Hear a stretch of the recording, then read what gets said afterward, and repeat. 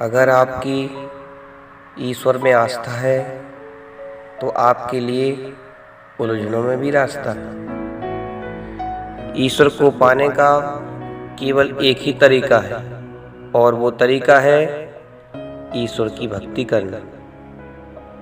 ईश्वर का नाम सभी लोग लेते हैं, लेकिन ईश्वर को केवल उनके नाम लेने से प्राप्त नहीं किया जा सकता। प्राप्त तो तभी किया जा सकता है जब आपकी सच्ची श्रद्धा से, समर्पण भाव से आप उनकी भक्ति करते हैं। इसी तरह आपको अपने गुरु पर पूरी तरह से यकीन रखना चाहिए, क्योंकि यही सच्ची साधना है। ईश्वर की भक्ति करने में अमीर गरीब का कोई महत्व नहीं होता। इस दुनिया में सभी धर्म समान हैं और किसी धर्म की कट्टरता इसको अलग नहीं कर सकती।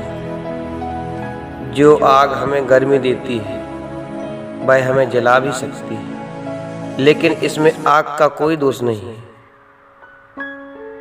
ईश्वर के प्रति अपनी आस्था को कठिन समय में भी कम ना होने दें, क्योंकि ईश्वर जिससे प्रेम करते हैं उन्हें ईश्वर अग्नि परीक्षाओं से गुजारते हैं। जिस दिन हमारा मन ईश्वर को याद करने और उनकी भक्ति करना शुरू कर देता है, उसी दिन से हमारी परेशानियां भी हम में दिलचस्पी लेना बंद कर देती हैं। सभी लोग कहते हैं कि अपने पास पैसा रखिए, मुसीबत के समय काम आएगा, लेकिन मैं कहता हूं कि भगवान पर यकीन रखो, बुरा समय ही नहीं आएगा। ईश्वर के दरबार में सभी इंसानों के कर्मों का लेखा जोखा रहता है। जिस तरह एक मोमबत्ती बिना आग के जल नहीं सकती, उसी तरह एक इंसान आध्यात्मिक जीवन के बिना अधूरा है। ईश्वर की भक्ति हमें धन तो नहीं देती, लेकिन खुशी जरूर देती है, और खुशी से बढ़कर कोई स्वर्ग नहीं है और निराशा से बढ़कर कोई दूसरा नरक नहीं है। मैं कुछ तो हूँ, क्योंकि ईश्वर कोई फालतू चीज नहीं बनाता है। हमारा कर्तव्य भी धर्म है, हमारा प्रेम ही ईश्वर है, हमारी सेवा ही पूजा है और हमारा सत्य ही ईश्वर की भक्ति है। अगर उपवास रखने से ईश्वर खुश होते तो सबसे खुशनसीब इंसान वो भूखा भिखारी होता जो कई दिनों तक भूखा रहता है। अगर आपको उपवास ही रखना है तो अन्न का नहीं, बुरे विचारों को रखिए।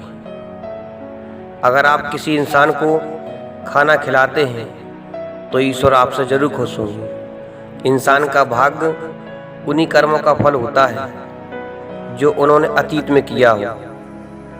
इसी तरह वे लोग जो आज भी कर्म कर रहे हैं वो उनकी आने वाले कल का निर्धारण करते हैं कि आने वाला कल कैसा होगा।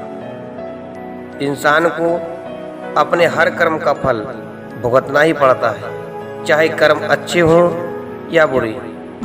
कुछ कर्मों के फल तुरंत मिल जाते हैं तो कुछ कर्मों के फल भविष्य में मिलते हैं। दिल या दिमाग से लिए गए फैसले गलत तो हो सकते हैं, लेकिन अंतरात्मा की आवाज से लिया गया फैसला कभी गलत नहीं हो सकता। जब कोई व्यक्ति समाज से जुड़ी वस्तु को पाने का लाभ छोड़कर और समाज की भलाई के लिए काम करता है तो वह आध्यात्म को प्राप्त कर लेता है। इंसान के नश्वर शरीर की कई इच्छाएं होती हैं, परंतु अमर आत्मा की केवल एक ही इच्छा होती है और वह है शांति की प्राप्ति। इंसान को बेशक हर गुण त्यागना पड़े, लेकिन मानवता का गुण नहीं त्यागना चाहिए। अगर आपके अंदर के विचार बहुत छोटे हैं तो आपकी शारीरिक वृद्धि का कोई लाभ नहीं।